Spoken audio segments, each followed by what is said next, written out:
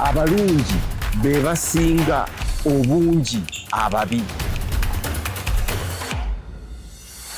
Mwebale nnyo okutulaba nate oba okundaba Alex Mukulu ne programu yammwe abalungi be basinga bubi obungi ababi. N'ekigambo kizibu n'okwogera bannange.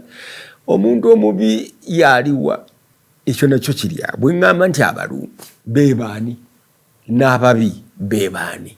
Omuntu omubi yaani, omuntu omulungi yaani? Ku lwange omuntu omubi yoyo atakugamba nti gundi tereera totagala, n'akuleka n'otagala, ate n'akubuuza lwaki otagala nti kati gwe waŋŋambyeko obutatagala. Abatufuga batuleka ne tutagala nga batulaba oba batukulembera, ate bwe tutagala ne batubuuza lwaki mutagala. Ani aleetera munno okutagala? Anyway, eyo topiki nayo tujja jjokerako. Neerero kanjogere ku kintu kino ekikwatagana ne ku muntu amanyi experience yo, bumanyirivu bwo, engeri gye buyinza okuleetera ebizibu. Tulina embeera ng'obumanyirivu bw'omuntu ate ye mulabe we. Tulina embeera ng'omuntu okusoma kwe ate ye mulabe we, oba obutasoma bwe nga bwe balabe be. Tulina embeera bwetyo nga by'omanyi ate ye mulabe wo. Katugambe nga ekigambo twalwana kijja kiri historical kati. Naye waliwo bekisibye ne kibafuukira omulabe nti bakikozesa nnyo ne kiba nga kibasibye n'okufuna ebirala nga bali mu ekyo twalwana. Ne batalowooza na kulowooza nti oluvannyuma lw'okulwana waliyo genda ku mwezi, waliyo genda ku maazi, waliwo okuyiiya abantu okubuuka, okufulayinga, waliwo okuyiiya emmotoka ezitakozesa petroli, waliwo okuyiiya ebintu bingi nnyo. Kati ng'oliiya ekiri ekimusibye ate experience ye. Bw'omubuulira emmotoka etakozesa amafuta, tinumanyi ffe twalwana. Ng'amanyi nti okulwana y'engeri yokka gy'oyitamu okukulaakulana, neerabira nti oluvannyuma lw'okulwana waliwo ebintu ebirala kiki ebirina okutambula. N'olwekyo twalina wano omukubi w'omupiira nga bamuyita Jimmy Omulogo. Jimmy yali asamba omupiira bannange ng'asala nnyo. Yali mu mirembe gya nkaaga egyo mu abataaliwo, abaaliwo mumumanyi mwaba mwamuwulirako abaali baagala omupiira. Naye nga rediyo egenda neeranga Jimmy Omulogo ng'ayina akapiira. Kumala eddakiika 5 balanga Jimmy Omulogo. Yakalina, amanyi okusala, amanyi okudduka, amanyi buli kintu. Naye okusala kwe n'okumanya kwate kwe kwamuleetera ebizibu. Asala buli muntu n'amusala, kumpi naye kutuuka kwesala. Omupiira agumanyi nnyo. Jimmy Omulogo, Jimmy Omulogo yagulina, Jimmy Omulogo yagulina, Jimmy Omulogo, Jimmy. Sebo nga ku rediyo tumalako eddakiika 5 tuwulirizaani Jimmy Omulogo yakola ki? Yagulina. Bamuyita Omulogo olw'okuba ng'asala nnyo, kwegamba yakulira ne ttiimu. Ne Jimmy Omulogo omutawaana gwe oluusi ng'atuuka ku ggoolo ayina akuba ebbali. Oluvannyuma lw'okusala eno yonna teebereza olwo lwonna olutale aluyiseemu, alwanye bamutenze Jimmy Omulogo, Jimmy Omulogo. Kutuuka ku ggoolo Jimmy Omulogo n'akuba ebbali. Olutalo lwa Jimmy Omulogo lwonna lunene mabe ne luba nga terumuyambe. Kyokka nga obumanyirivu bwe bumuleetedde ekyo, asaze buli omu. kyokka atuuse ku ggoolo ndowooza agala n'okusala ate ggoolo bali si kirungi kulwana lutalo bwotyo nga Jimmy Omulongo ate n'otuuka ku endi n'okuba ebbali oba olwanidde ki gwe tolaba nga obumanyirivu bwo ku ssaawa eyo ate bukuletedde ekizibu amaanyi ge wandimaze nga onoonya okuteeba eggoolo entuufu guli mu kulaga abantu bumanyirivu bwo engeri gy'omanyi okusala omupiira engeri gye wagusalanga engeri gw'olaga bukodyo bw'okozesa eri nga tonnatuuka kuki ku ggoolo ne kati otuuse ku ggoolo ogenda okukuba ebbali tekiba kirungi.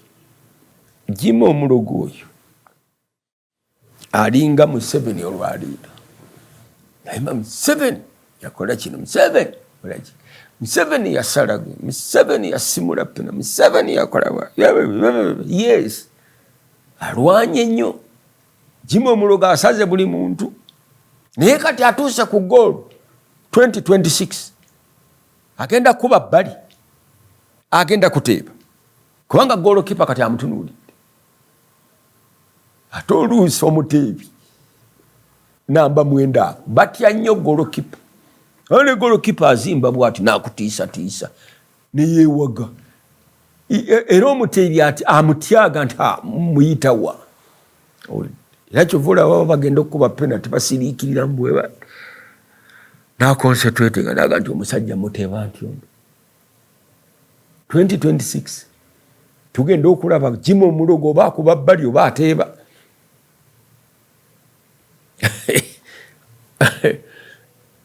Jimmy Omulongo tumuyimbye nno okuva eri ku quarterback bagiyita quarterback ey'emabega ne tujja tuyise mu sente omupiira sigumanyi nnyo naye mmanyiiko kata tuyise mu sente awo tuze tubalumbye Jimmy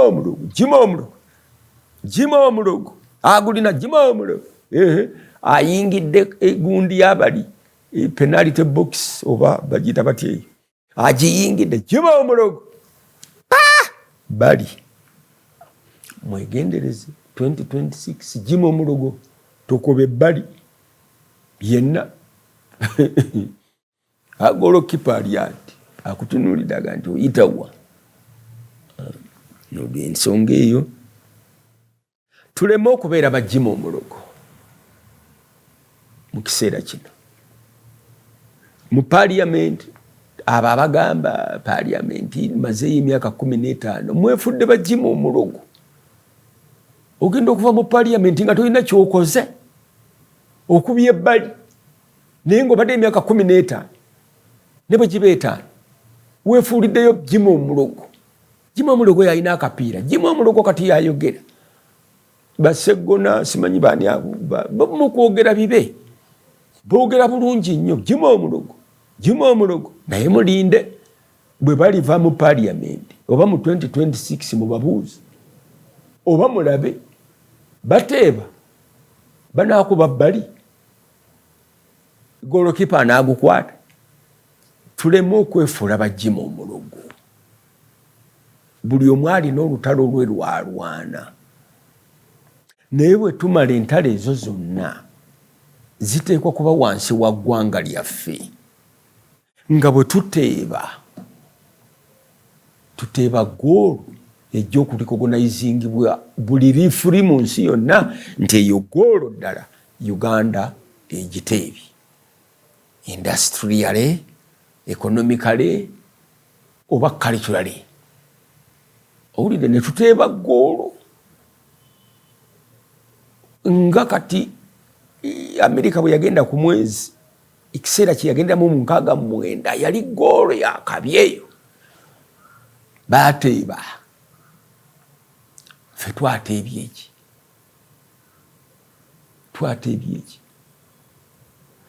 tuli mu wolo nalwana Jimmy Omulongo parliament erimu abamaze mu myaka 15 olwo bagenda n'emyaka 5 nga talina kye yayogera. Waliwo omukwano gwange sijja mwogera linnya naye yamalayo ekisanja eki naye talina kye yayogera naye ye Jimmy Omulogo wano mu campaign Jimmy Omulogo huyo Jimmy Omulogo agenda okuteeba Jimmy Omulogo ajja tuteebera Jimmy Omulogo ku golo nze ba Jimmy Omulogo mbalaba balemerako mu lutalo lwa ne weebuuza ekimulwanyisa ekimusazisa buli omu kiki alwanirira ttiimu ye ayagala kulaga ye bukugu bwe ng'omuntu nga Jimmy Omulogo ayagala kulaga bukugu bwe yekka mu ttiimu ennamba towulira Jimmy Omulogo kumala eddakiika 2 abantu nga Jimmy Omulogo bakoze bw'okula emirundi egimu ofuuka Jimmy Omulogo n'otandika okwogera bye wakola entalo ze walwana naye nga tokyalinawo ggoolo yakuteeba naddala nga mu 226 kati nga omuntu oddaawo okunyumya bye wakola mu kifo ky'okunyumya ggoolo z'ogenda okuteebera abantu nti nze bwe munteeka ku namba 9 ne gundi ne muteeka wali ne gundi ne muteeka wali ne tukola gundi tujja kuzannya simanyi 3-4 nga bwe babiyita nja kusobola okuteeba ggoolo ezisukka 2 biba abakubi b'omupiira abatuufu abo ba Jimmy Omulogo be baffe above 60 naye ate ne wabaawo abavubuka abakuba omupiira olwaleero abato nga si ba Jimmy Omulogo towulira nti agulira nnyo naye waliwo abasajja abo 3 babibani mwabamanyi ebyomupiira simanyi Messi ne Suarez waliwo n'omulala awo ibalina engeri gye bakuba akantu kaabwe abo 3 mu penaliti eri y'abalala kakakogona okulaga ggoolo ki naye nga baguzanyisiza bati tawulira nti ono yagwina ono yagwina nedda Suarez omulundi ogwo one touch w'omulala bwe tutyo ye ggoolo neso si Jimmy Omulogo akubye ebbali kakati yabulamu ba Jimmy Omulogo be baffe above 60 fe bakadde kati ba Suarez simanyi bagundi be bakyagulanyi abo ba Messi fe tuli eri ku ba Pele era tunyimya Pele gwe tuliko ffe ate mutusaasire temutunenya kyekyo Pele ffe gwe twamanya ye yali Jimmy Omulogo waffe kakati abo abakadde ffe n'abato bali ba Suarez lwe lutalo olulala lwe tuliko kaakati ttiimu kyegenda okukuba nze mbawa amagezi fa abakadde tonde bakadde bannaffe mu 2026 kintu kijja kwekola kyokka abakulu tulonde bakadde bannaffe ba Jimmy Omulogo baffe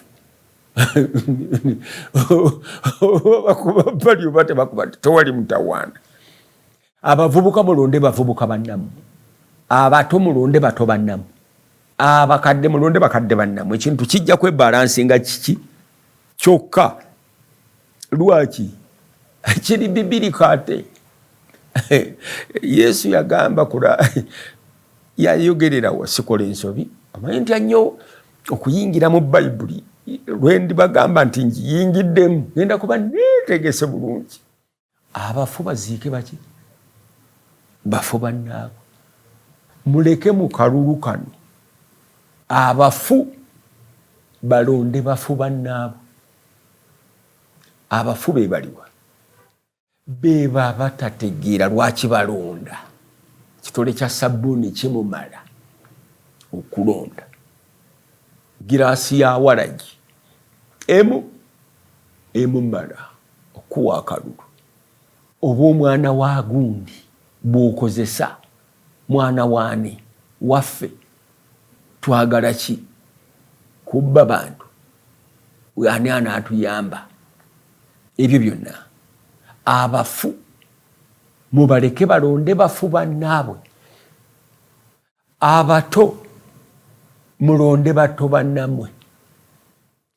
Bwe muba mwagala abato okujjawo ffe mu ngeri ennungi, olw'okuba bwe musinga obungi, definitely mwe mujja okuwangula. Kubanga ffe abakadde tetukyawera mu Uganda miliyoni zisukka 3.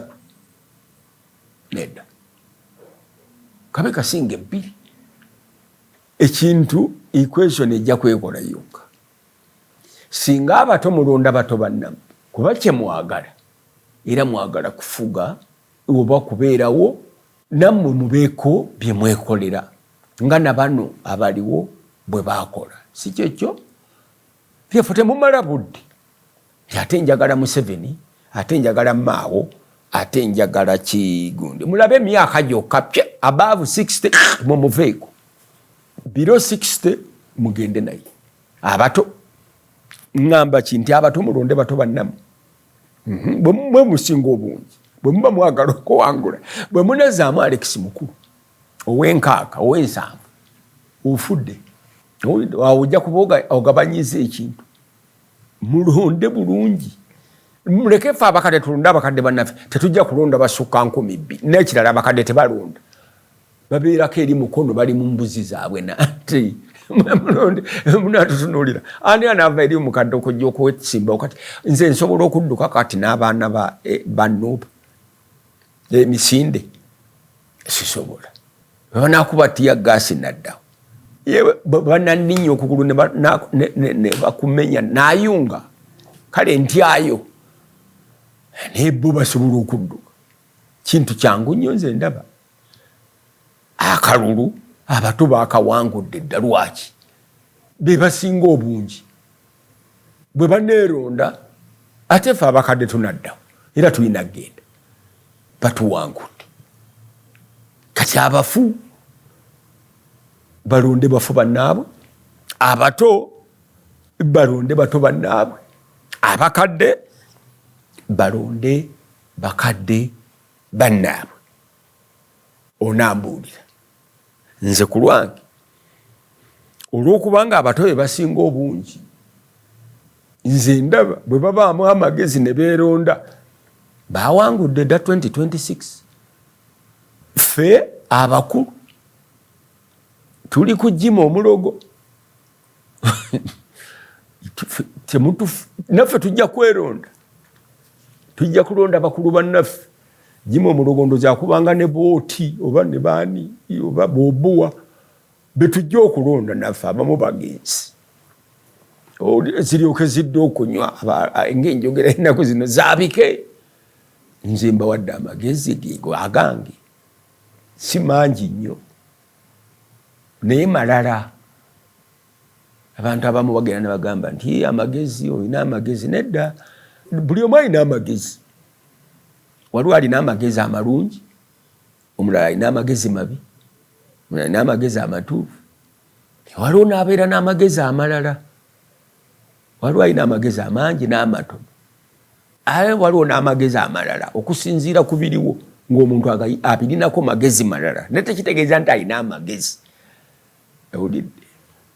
Bw'oba nga abantu bagenda Masaka ne bakubuuza nti ekkubo erigende Masaka liriwa, n'obagamba nti teri eriyo, tekitegeeza nti olina amagezi.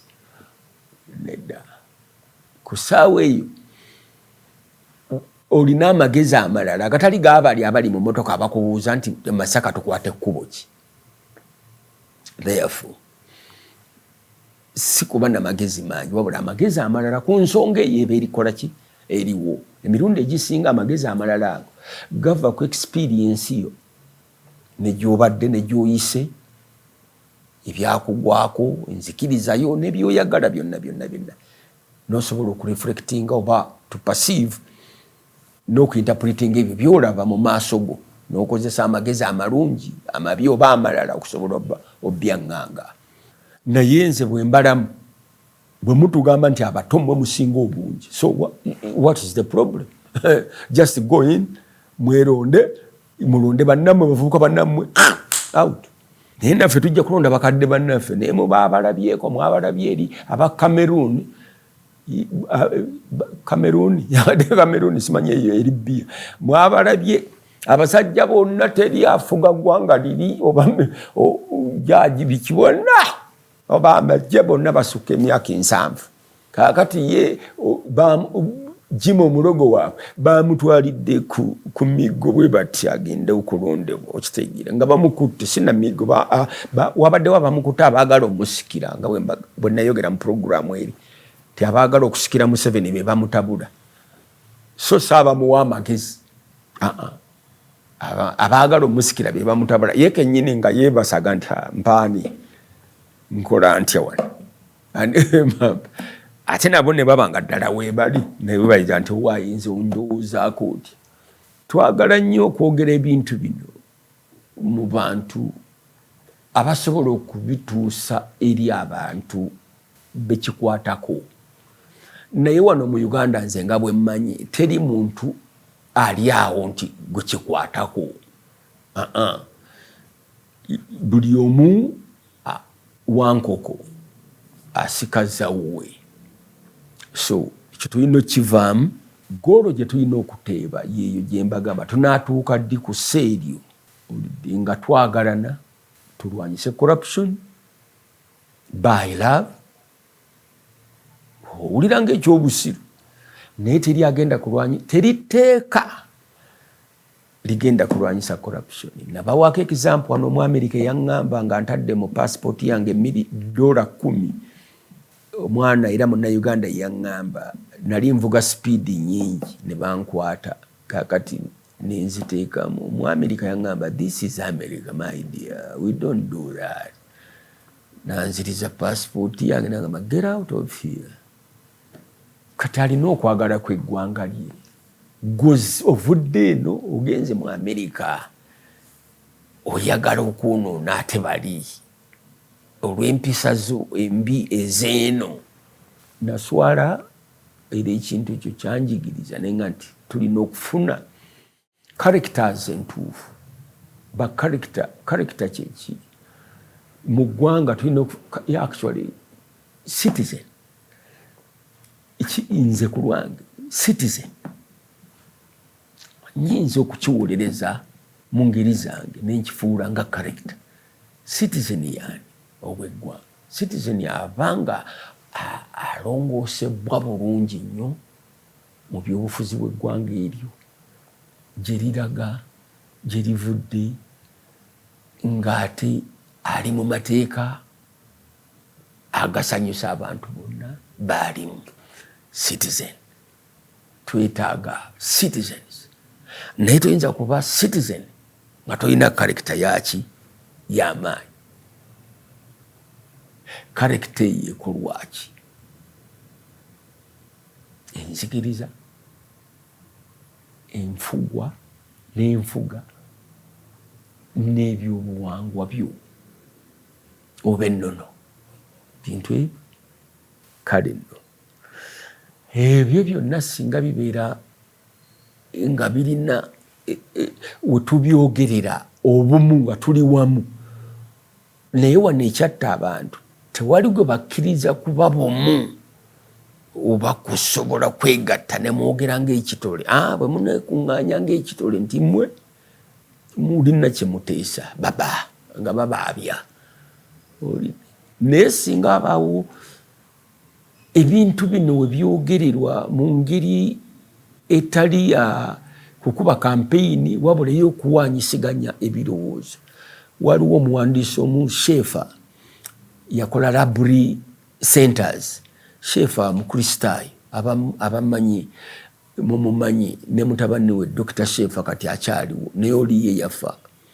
Library Centers zino nga zirimu bantu kutuula banywa kofi waabwe naye nga bwe boogera nga bateesa bakubaganya ebirowoozo mpola mpola then ebirowoozo ebyo ne bitwalibwa abantu abalala okutuusa lwe bituuka mu nkola so ebintu ng'ebyo n'aba philosophers abasooka basocrates baatuulanga Paris yakolebwa ku ekyo kyovula Paris baga nti erina nnyo cafes naye ng'okunywa kofi mu Paris bantu kutuula mu ne bagenda kunywa kofi si mwenge ne boogera ne badiscussing ensonga sibina ebyaffe by'omu bbaala pigi simanyi pooko ate gundi kiki ekyana kikola n'obulaba ebisambi ebintu byetukola ebyo bikiyayi tuli mu bbaala tunywa mwenge ate tuli ku bisambi by'abakazi tuli ku ntumbwe z'abakazi mu kifo ky'okuba nga tuli ku kkubo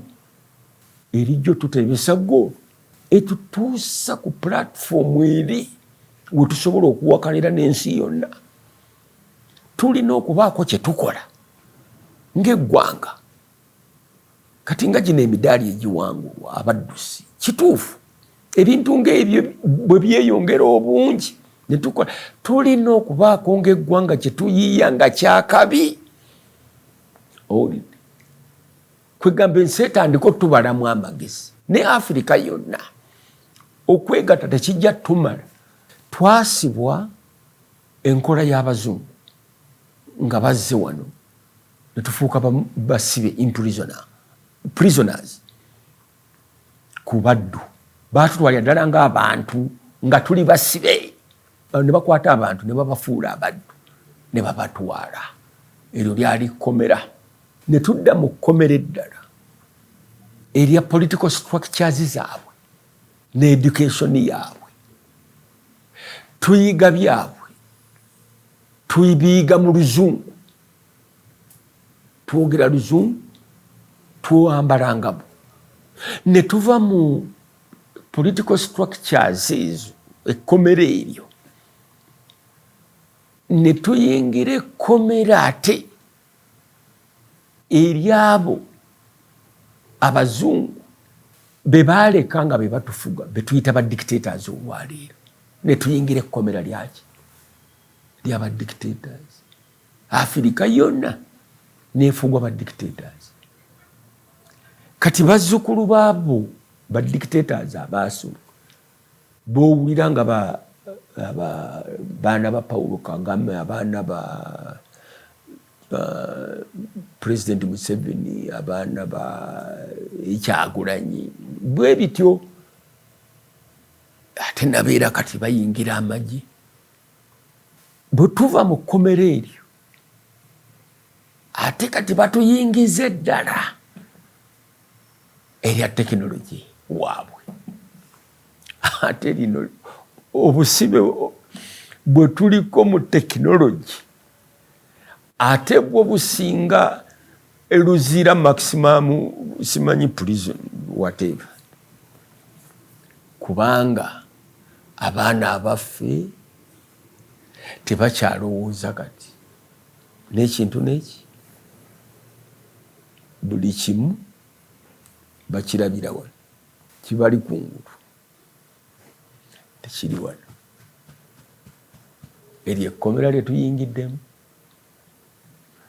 2026 tukuba goolo koona oba penalty. Mukama waffe Yesu Kristo yebazibwe nnyo.